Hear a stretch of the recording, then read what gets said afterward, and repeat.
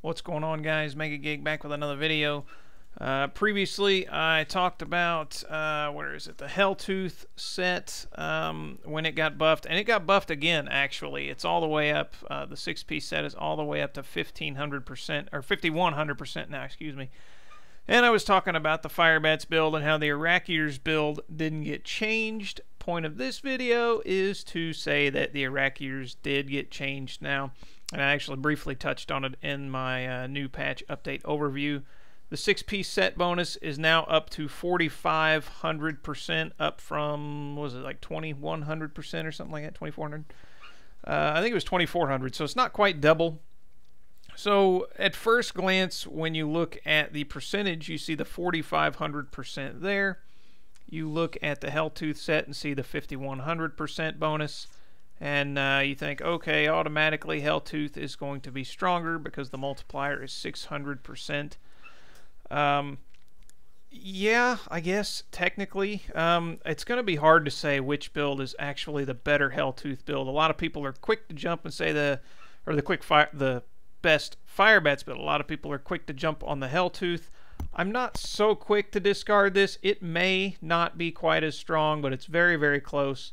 I've jumped in with both of these builds and run 90s fairly easily, and my gear is not very good. It's not rolled very well. This set's actually pretty good. But you can see the gems I'm using here. I'm actually using a Pain Enhancer instead of a Bane of the Stricken, and that's because, kind of like the Necromancer now, we're doing so much damage you almost don't need this stacking. Rift Guardians still aren't taking that long. Now, if I were to really start pushing, I mean, to me, technically 90 is really starting pushing, because before the buffs on this build I think was on a 75 for me on all my gear. So take that for what you will. And this build isn't really drastically different than the Helltooth firebats build. Again, like a lot of these builds, I'm not going to do a complete build guide until the patch goes live, or until we know it's done changing at least. But I did want to go over just the quick changes and show you guys kind of how it performs now. A little quick video. So a lot of this stuff is the same. If you look back in my videos a few months ago, it was actually quite a while ago, I have an Arachyr's build, and don't go off of that. It is an old build, and it's not the most efficient way. Unfortunately, that build, though, did use Piranha's Piranado, which, there it is. Which, yeah, there it is. I really do miss for bunching up, but I'll share a couple of tips on how you can kind of get enemies bunched up on this build anyways. So the gems we're using Tegic, because it is a channeling build, and more times than not you're going to be at the max stacks, especially on groups, elite groups and whatnot.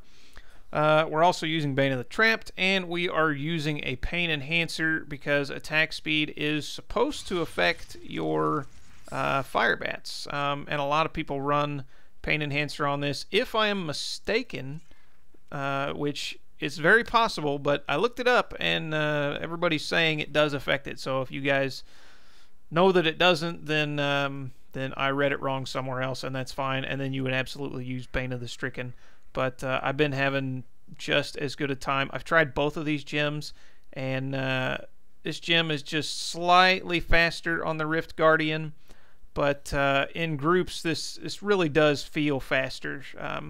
Could be a placebo effect if I'm wrong, but anyways, those are the gems we're using. Overall, the gear is almost identical. It actually is identical with the exception of the set pieces. We're using the 6-piece Arachyr set. And then the one change you make down here is, instead of Wall of Death, because on the Helltooth set you have to use Wall of Death to proc your damage, this automatically increases your damage by 4,500%. You don't have to keep Wall of Death up to proc it, and in turn you use Hex instead of Wall of Death. And we are using the Poison Rune, so hexed enemies will take additional damage. which is 15%, which is a separate multiplier. So that kind of can make up for the difference between the 4,500% and then the 5,100% there. And then the toughness bonus difference in the 4-piece set is only, it's 50% damage reduction here, whereas it's 60% here, but you also gain 10% of your maximum life per second after casting Hex. And you can also have more than one Hex down at once. So, with that being said, these builds are very similar, very, very similar. It's going to be hard to test and find out exactly which one is better. For me personally, we're going to have to wait and see what all the testing comes out. So those are just all like quick comments I wanted to make. I know I was kind of all over the place. But again, this isn't a build guide video. We're just going over the changes, a couple of things to kind of compare. I will do build guides and talk about all the specific differences in the builds when they come out. A lot of people have asked for new build guides on older videos that I've done, even if they haven't changed very much, just because with the new patches, some things have changed. So when the patch goes live, or when we're sure changes aren't going to be made to the build, I will be doing new build guides. Anyways, we're going to jump in and just do a quick 90. I'll show you how this works. I'm actually using Spirit Walk Honored Guest for the mana. I still like Jaunt better, but I've been testing out Honored Guest. So you need to get in, you need to pop your Toad, your Hex, your Toad of Hugeness, and you need to get your Soul Harvest stacks up for the toughness. And make sure you're casting Soul Harvest, because Soul Harvest does give you all those stacks, yeah, for damage reduction. Stand in your Oculus Ring as much as you can. Crowd control is really a pain with this build. It really, really is. But you can see this guy is just getting 8 up, and we don't have a Bane of the Stricken, remember. And there you can see we're just clearing out. Rotation is very similar to the Helltooth build. I like to cast Locust Swarm when I can, and then cast both of these, and then go into Haunt, and then go into Spirit Walk and cast a couple of Haunts, and then start channeling. So I'll demonstrate that here. There's that, cast that, get our toughness, get our toughness. You can cast a couple of Haunts if you can, run right in the middle, cast a few more Haunts. As soon as Spirit Walk is done, start channeling, and everything dies. And because of our passive resetting our cooldowns, we get to do it all again. And in certain instances, you may end up getting killed. Like I said, crowd control, things like fire chains like that are usually a big time pain in the butt for this build, because you're not very mobile. You are just standing still when you are channeling. But even when you get knocked out of your firebats for just a second, it's not quite enough to get rid of your you have about a second and a half on your Taeguk, so it's not an immediate cancellation.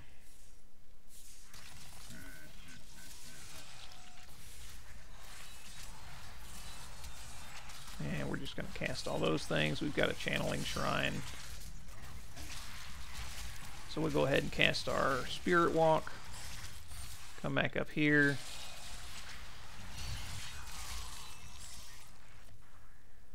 And I actually have the wrong, I just thought, because I just re-equipped this build, I have the wrong rune selected on here, because I'm getting the Pestilence rune from this. And I was messing around with something and I forgot to change it back, so my bad, guys. Precisely why this isn't a build guide video. Alright, let's get in here, do all this. Your Toad of Hugeness, a lot of times, will hex the main elite first if it's a gold pack. A lot of times, I don't know if it's luck or if it's supposed to be like that, but you can see we're just eating up that gold guy. And you see we do crit in the billions. And yeah, we do so much damage. This build and the Helltooth build got buffed just so crazy. And it's actually even more crazy to think about because this guy is almost, I don't know, I haven't pushed yet. I'm not actually going to say that. I was going to say he's almost in line with my barbarian, which it very well could be, but I haven't actually really pushed with this guy to try yet. I just know that it's crazy the amount I've been able to jump when, with this build before the buffs, I was on like mid, maybe upper 70s, and now I'm jumping in and just tearing up a 90. This build does so much damage. Again, between this and the Helltooth Firebats build, it's going to kind of be a toss-up. Helltooth may still pull just in the lead, but again, there's going to need to be more testing before we call that for sure. And that guy's going to fly off into nowhere, of course. But look at that, especially if you're in your Oculus ring, you just eat the guy up. Just so much damage. On a 90, guys. This is a 90.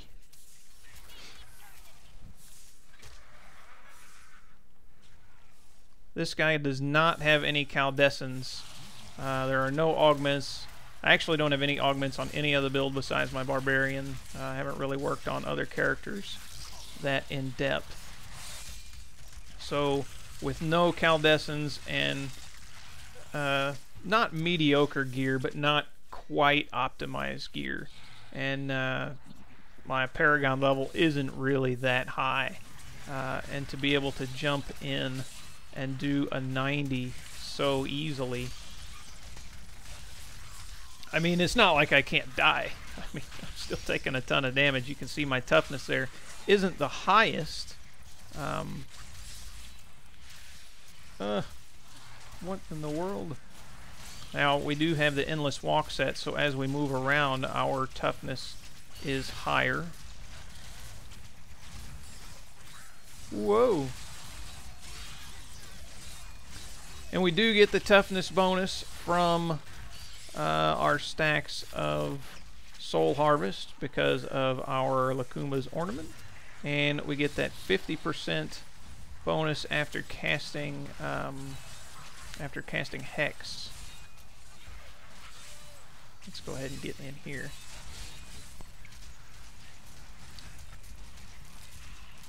So we'll cast all these, and yeah, our toughness is still, you know, fairly low. But you can see we sustain right through a lot of it. Crowd control is the main bane for this build. If you wanted, you could run an esoteric for toughness, or you could run a invigorating gemstone. I believe that's what the healing one's called. I can't think off the top of my head.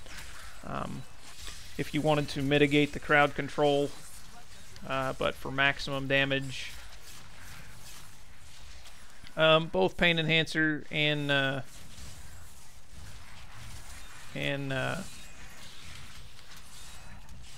Stricken are going to be wonderful gems. Like I said, I looked it up and everyone was saying that Pain Enhancer does proc off of firebats, or firebats does proc off of attack speed, and I thought it did anyways, but yeah, maybe they changed it and maybe it doesn't, because the Tempest Rush stacks I don't believe proc off of attack speed anymore. because they shorten the stack, or they lessen the stacks from 500 to 100. And I think they did previously, so something may have changed. I don't know.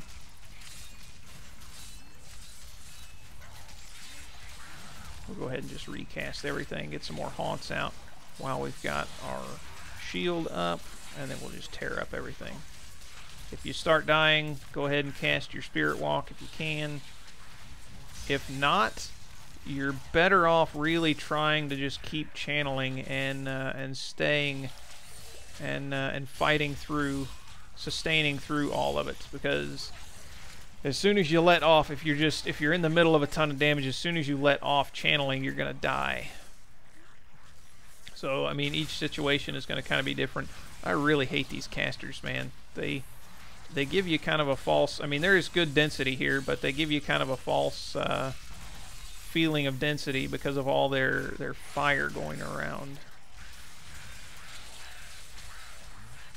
And we should be able to kill things to get our Spirit Walk up.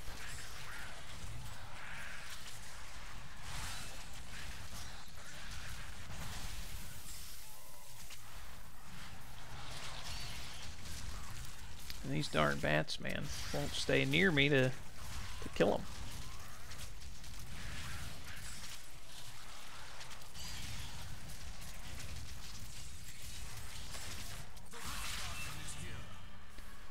Rift Guardian is here. Cast that, and then let's just go to town. Oh, come on. Just go to town. The main reason I'm using Honored Guest to restore mana is because of the Rift Guardian. You don't suffer mana on any other spot in the Rift because you're killing so many things so fast. That being said, if you feel you're doing all right on mana throughout the whole Rift and the Rift Guardian, then feel free to not use Honored Guest and use Jaunt or whatever the speed one is. But you can see, even without Stricken, we're doing good damage. If we had Stricken, he'd probably be a little bit lower. But we might not have gotten to him as fast, so take that for what it is.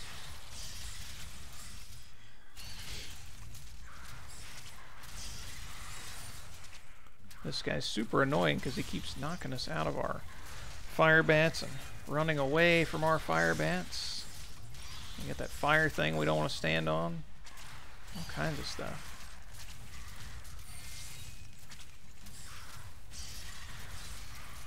But there he goes. That didn't take very long. 3 minutes, and the highest I've done is a 90, and I did it in 10:28.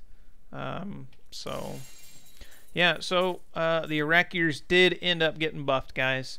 And yeah, so let me know what you guys think. Which firebats build you think will be better and why? Maybe it's too early to tell. Which firebats version do you guys like better?